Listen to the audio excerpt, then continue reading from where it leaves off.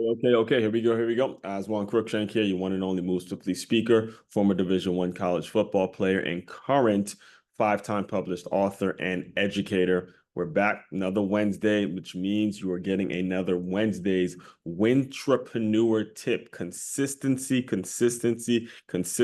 the key over here in the Move Swiftly world. So I constantly, when I make a commitment to give you a concept, to give you some information, the day I give you the information, I make a commitment that I stick to. I stick to my commitment. We stick to our commitments. We'll say it like that. We stick to our commitments over here in the Move Swiftly world. And if it's your first time listening, every Wednesday I give you what I have coined as a wintrapreneur tip, kind of taking a piece of the word entrepreneur and taking the piece of the word winning and combining it into my own phrase, in which I call wintrapreneur. So before I get started on the tip today, let me just kind of re-explain. I know this may be review for you regular listeners, but if you're newer coming into my world, the term that I have coined, I'm taking credit for it. You can look around the internet. No one else is using the term wintrapreneur. I've coined this term. What it means is basically another way of saying being an entrepreneur. And an entrepreneur, what an entrepreneur is an entrepreneurial minded person who has been lucky enough or fortunate enough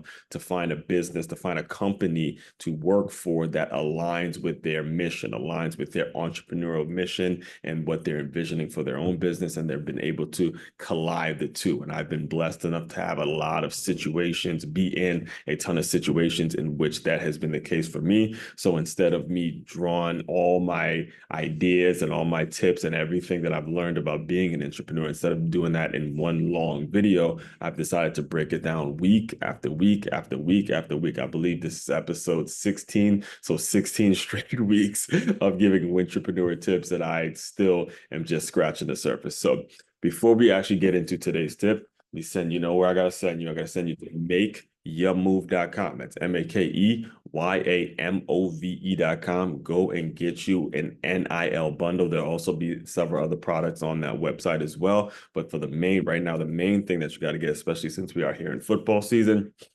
an NIL bundle. All right. You're going to get these three books. These are three of the five books that I've published. And the first one is Make Your Move, a unique look into boxing, dance, and entrepreneurship. I make the bold claim in this book that boxing and dance are the best activities that you can be doing to get yourself better for whatever your main sport is. Second book, Six Figure Athlete. Understand, athletes, anybody that knows an athlete, anyone that knows anyone in the sports world, you know that your playing career is very short. You're always one injury away from your entire playing career being over. I partnered with 10 other authors to write a book titled The Six Figure Athlete, in which we talk about converting your skills into cash. All right, this is a very, very important one. All of them are important. And then my latest one, Transferring D1, a practical guide on how to navigate the chaotic world of college athletics. We see what's going on. We see NIL, we see the transfer portal, we see all the absolute madness going on in the college football world now, and how it's creating problems in college athletics in general. And we have got to make sure we're doing something about it and teaching our young kings and queens, young athletes, how to pick the right school. That's really what it's all about. It's about picking the correct school with the right guidance. All right. So all this is available at makeyourmove.com. That's makeymove.com. And seeing that we are in football season, there'll be some other goodies there when you go and check out that website as well. All right. So let's get into today's wintrapreneur tip. Wednesday's wintrapreneur tip. We're going to keep it right here when it comes to this book. This book right now is not even a year old yet. All right. And seeing that I teach at a school, the school I teach, just to give you some background knowledge, the school I teach at is out here in West Palm Beach, Florida, right here in South Florida, where this is where the athletes are. It's the reason I came to South Florida, the reason I came to Florida in general. I came to South Florida specifically to work for the Miami Dolphins Foundation and, get a foot in the door in regards to, athletics and pro athletics and working with athletes and kind of getting to know people. And at the time I was working in fitness and all that kind of stuff. So it's a great mix in terms of what the community is all about and in terms of what it is I see myself doing, the people that I want to be serving with my knowledge and with my intellectual property and with the things in which I could be helping people do, right? So I found this opportunity to work at this brand new, it's a private school. It's a private school, charter school. It's the name of it is Center for Creative Education. Basically, the way it worked is for 30 years, they were just an after school program. And it was only recently, like 3 or maybe 4 years ago now, that they became an actual school that has K through 5. All right. Grades K through 5. Right. So for me, it was an awesome, awesome opportunity because everything I'm building here, every time I wear this shirt out, people think it's the school. People think it's an actual school, but I always tell them, no, it's actually my business. I'm the one that paid for this logo and created the work that I created and all that. So it was a great mix in terms of what it is I do with my intellectual property and what it is they're trying to do in terms of improving the literacy rates of the schools in Palm Beach. And there's no plan on expanding to more than one school. They kind of just want to be the guinea pig. They want to be the unicorn in Palm Beach to say, when it comes to teaching your kids literacy rates, this is the school you want to look at. So people come in and say, this is how they did it, and they'd be able to do it like that, right? So because we're so brand new, there's some downtime. We'll say it like that. There's some downtime during because it's run like a business. It's not run like a school, right? There's three departments. There's the business element, there's the art integration element, and then there's the traditional education element to this school. And because they're running there's three different agendas. One organization, one part of the organization, they're focusing on making money, right? They got to make money, so they got to run it like a business. The art integration part is just making sure that they're incorporating their creative talents and communicating their creative talents to the students and figuring out ways in which they can put their creative artistic, whether it's dance, whether it's music, whether it's drawing, whether it's painting, sculpting, whatever, they want to have their creative niche touch. They want the kids to understand that to get their creative niche communicated to the students. And then there's the traditional education where math, science, social studies, the way they were taught with their masters and all that, they have their own agenda. So there's three agendas that need to be managed. And, during certain times, one agenda is not going to like this one and that one. That's just the way it's going to work with anything new. It's not just that it's this school. Any business in general has to deal with this specific problem, right? So it was last winter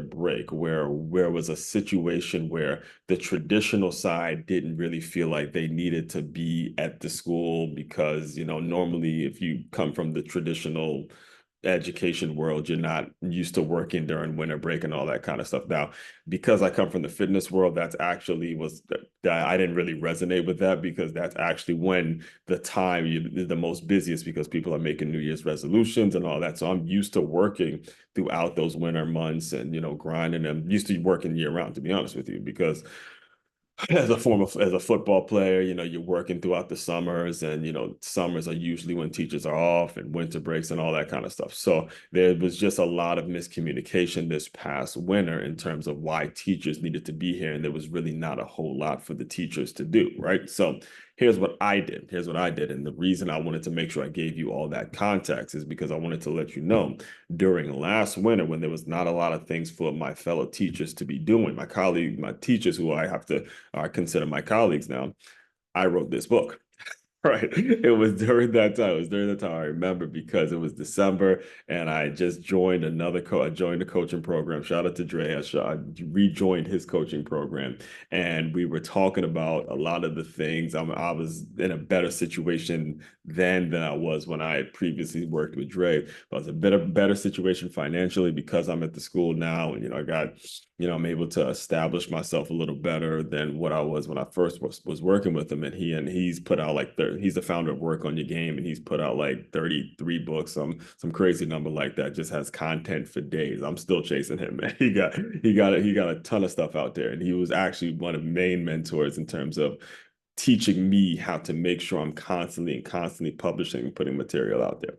But anyway, it was during that time, college football is at its highest. My team, the team I'm a fan of, the Michigan Wolverines, are having a great season. I'm seeing the way NIL, the transfer portal, I'm seeing all this conference realignment, and I'm thinking back to my experience as a college football player. I was at a Division II program, and then I ended up transferring to the Division I program that I wanted to be at and all that. And all the lessons and everything that I picked picked up inspired me to write this book while I was sitting here teaching, or in the, teaching on the clock or whatever.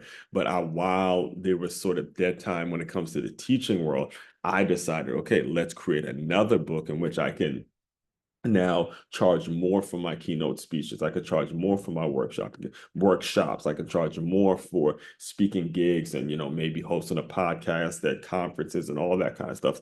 This just adds value. And I was able to create it while I was at work, technically, right? This is what I mean when I say Wintrapreneur. You got to figure out, and then honestly, it helps the school I'm at. It helps the school. Some of the kids see the book, they see my face on it, they know, oh, yeah, that's Mr. Aswand, all that kind of stuff. So it's important now. The reason I wanted to make sure I broke that down for you guys, because it's important for you to understand that when you are in a situation work-wise where there may be some dead time, there may be some downtime, we'll say it like that, that's when you got to thrive. That's when the entrepreneurial spirit has to hit you the most, and figure out, what can I create that's going to add value to not only what I'm doing, but can add value to the organization that I work for, and add value to the entity that I'm a part of, and then ultimately add value to my family and what it is I want to be doing for the future. See, books are evergreen. Books never get old. All right. They never get old. If you put out a book, anyone out there that's listening to me that has a book out there knows that it's a lifetime job to sell your book. So it's not like you have to sell them out by a certain time or anything like that. You have to put it out there and make sure you believe in what's in the book. And that's how you move. That is the entrepreneur mindset. And that's what you have to be. That's the kind of culture that you need to be having in your organization as a business owner, because without that culture, everyone is going to start to just kind of be pulled. The current is going to be pulling people to their own agendas and what it is they want out of the situation. And when you get a bunch of people who want this and want that, and they're going all over the place, eventually your organization just crashes and burns. And we want to avoid that at all costs. We want to make sure we avoid that. All right. So today's Wintrapreneur tip, again, you could expect these coming out every single Wednesday. I have a ton of advice on this subject. Would love to talk to you about me coming in and hosting a keynote, or hosting a workshop, doing a keynote, I should say, or hosting a workshop for your staff to teach them the entrepreneur mindset. That also, information about that is also available on makeyourmove.com. That's MakeYaMove.com. Just check that out. It's your one-stop shop for all your teamwork and your self-development needs. Aswand Cruickshank, your one and only Move Swiftly speaker. Check it out. You guys continue to move swiftly. We will talk more soon.